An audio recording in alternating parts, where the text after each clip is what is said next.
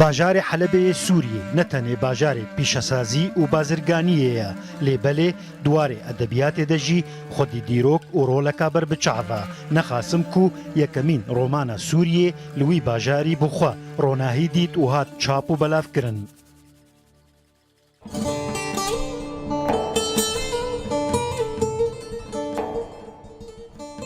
بەریە 8 ساڵان و بتایبەتی دی ساڵە 1937دا ڕۆمانە سووری یا یەکەمین دەرکەت و ئەوژی ڕۆمانە نەهەم یان نویسکاری سووری یەش باژاری حەلەبێ شەکیب جابری بوو. ئەڤ ڕۆمان بەحسا ڕەوشە سیاسی و جڤاکی یا سووریێ دوێ چاخێدەتکە و بوویەرێن دیار یە نوێ قۆناغە وڵاتی سووریێ نیشان دەدا. پشترە ڕۆمانە سووری دسێ قۆناغێن سەرەکەدە دەرباس دبە. قۆناغا یەکەم ji ساڵە 1937 حتا 1970 ئانگۆ بەری دەستهلاتداریە ماڵباتە ئەسەد درێژ دبە.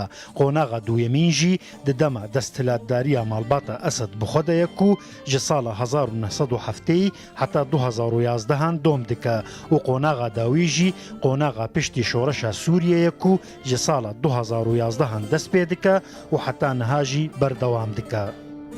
دوان هەموو قۆناغان دەژی حتا نەها بێتری 700 ڕۆمانان لە سووریێ هاتنەوەشاندن.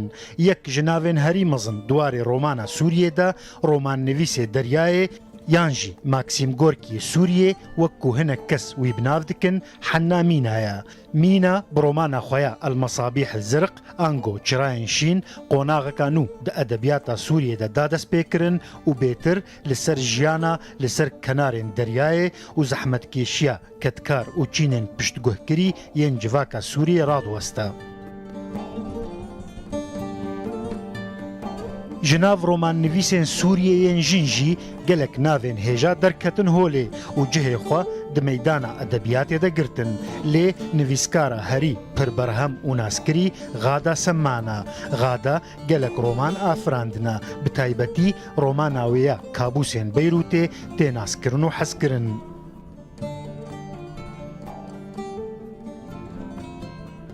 Di dîmena romana Sûriyê de nivîskarê Kurd yê Erebî nivîs Selîm Berekat diyardeyeka taybet pêkdîne. Her çi qasî ew ji ber kurdîtiya xwe ji aliyê derdorên Erebî yên edebî ve tê piştguhkirin jî lêbelê ew xwedî tecrûbeyeka cuda ye û baştirîn kesê ku niha bi zimanê Erebî dinivîse û romana wî ya herî dawî jî Zeîrul Zilal fî Hedaiqî Zenûbiya behsa rewşa Sûriyê û dîroka bajarê Tedmûrê dike. بەسام مستەفا ڕووداو